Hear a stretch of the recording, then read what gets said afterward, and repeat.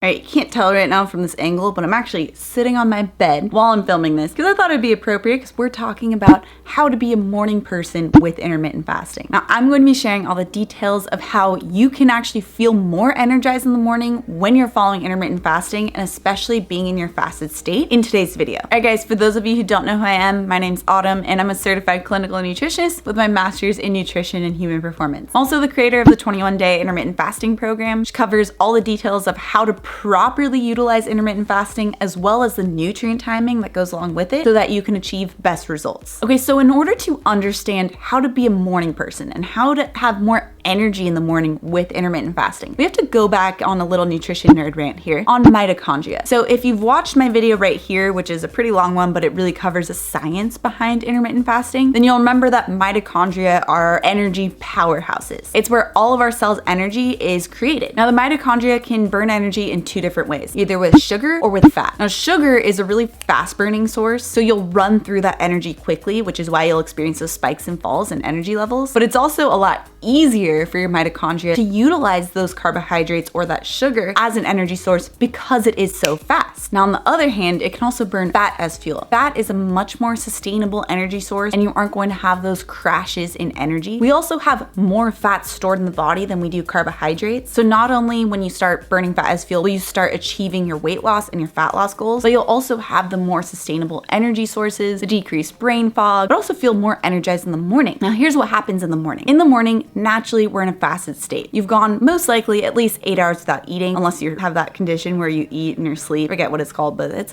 a thing. But you're in a fasted state. And so for people who aren't as good at converting fat as fuel, they're actually in a low blood sugar state at this time. And that's because, like I said, we burn through carbohydrates or through sugar really quickly. So if you feel cranky or low energy in the morning, then this is actually a sign that your body isn't converting fat to fuel very efficiently. It's also a sign that you probably are experiencing that low blood sugar as a result of not being able to tap into those fat burning mechanisms as well. So like I said, I really cover the science behind this with the video I mentioned earlier. I'll also have it linked in the description below so you can check it out. But I highly recommend, if you love nerding out on nutrition and you want to know what's going on in your body, that you check it out. By the way, before I forget, there's currently an intermittent fasting challenge going on with the AN peeps utilizing the 21-day intermittent fasting program. So if you're interested in trying intermittent fasting out and having the support of an entire community, make sure you check out the details of how to get involved in the description below. Okay, so in order to feel more energized in the morning with intermittent fasting, we basically have to get better at tapping into those fat burning mechanisms, because then we won't be hypoglycemic, which means that we'll have a more stable energy source when we wake up. So depending on where you are in your intermittent fasting journey, this may take more or less time. I've talked about this before, but if you are used to eating a high carbohydrate diet or you're used to eating often throughout the day, then it will be a little bit more tricky for you to start tapping into those fat burning mechanisms because your body's not used to it. But don't worry, because it will happen. It just takes a little bit more time. So in order to really help speed up this process, we have to start the night before. In order to help your body tap into those fat burning mechanisms, you need to get great sleep. If you don't have great sleep,